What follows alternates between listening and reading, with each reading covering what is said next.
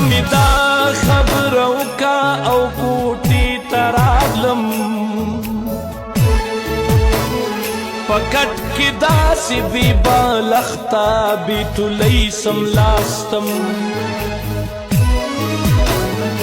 او بیا په ځان باندې پوی نشم اوده شوی وما سحر می سترګې د مولا په اذان پرانیستلې په کټ کې کېناستم او زر مې کلمه وویله په ځان مې چوپ کړه چې شیطان هم رانه لرې لاړ شي ما وې چې پاسما اودس وکړم مونځ وکړم په دې کې بیا لوډ سپیکر وکړنګېد ملا صاحب ووی مسلمانانو یو د مړي اعلان هم واورئ زمونږ د کلي د پلان کې لور په حق ورسېده د کلي خلکو یو یو کټ راواخلئ هلته راشئ اعلان مې واورېدو خو ما ویل جوړ خوب وینما چې دروازې ته مې نظر شو نو مور مې راغله راته یې وی بچیه پاسه لیونۍ مړه شوله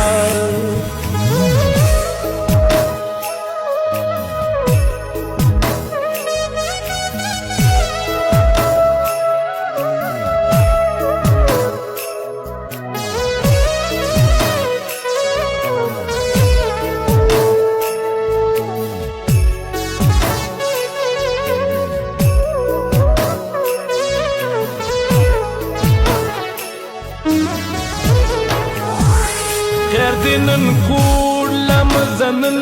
د مړي ځای ته ورشه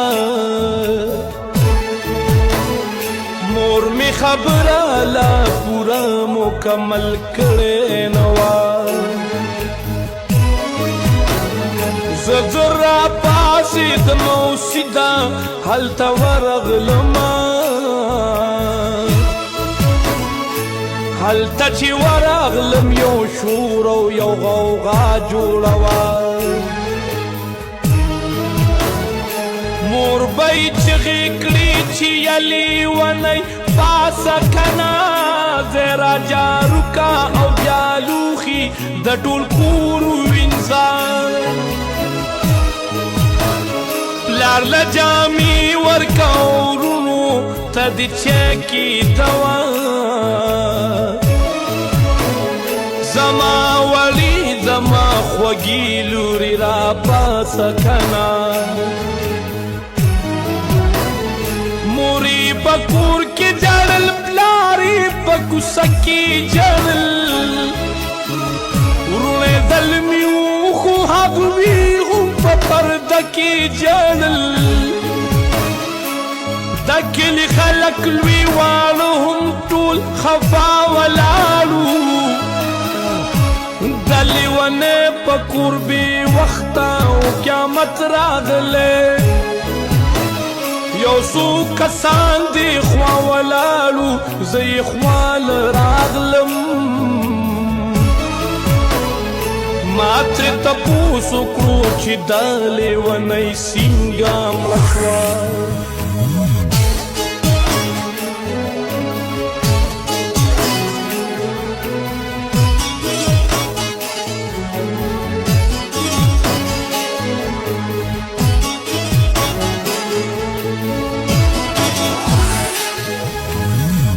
یو راته ووی چې سیاد شاهد نه یې خبر ما ویل نه خدای ګوښو ته مې لږ شان پوی کړه کنه هغه وی خلک وایي دا چې وه په چا مینه هغه سپیره هغه بدبخته ورله زړه مات کړلو دا یې د جون پانی ملا چې تنها پرې خودا نو دی په دغه وجه زهر اوس کل ځانې مړکړو د لیونۍ د خولې خبره خو را یاده شوله که سبا مړوم جنازې له مې بیا مړه درومه ما وی پښتون یما په ژوند درله زه هم نه درځم خو چې ځان مړ کړمه نو تا سره یو ځای به شمه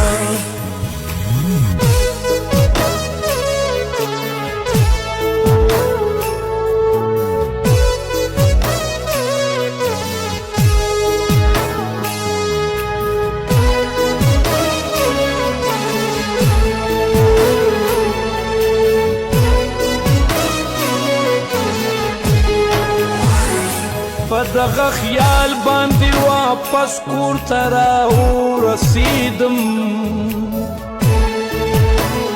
چې لیونۍ نشته نو زه په دنیا څه کومه چې کور ته راغلمه نو مور مې په ژړا کې وویل زویه په سترګو مې تیار ده جوړې زه هم مرمه ما ویلې خدای به خیر کړي مورې داسې مه وایه ته ګاډې مې راوستو او زر مې اسپتال ته بوتله ویلې ځوانه دا داخله کړه چې بوی نه ځي په اسپتال کې مې 15 ورځې تېرې کړلې را سره غم دا خپلې مورو رانه هر څه هېرو د لیونۍ دپاره مړ نه شومه د خپلې مور دپاره ژوند کومه څومره بې وسه وي مجبوره مینه څومره بې وسه وي مجبوره مینه څومره بې وسه وي مجبوره مینه څومره بې وسه وي مجبوره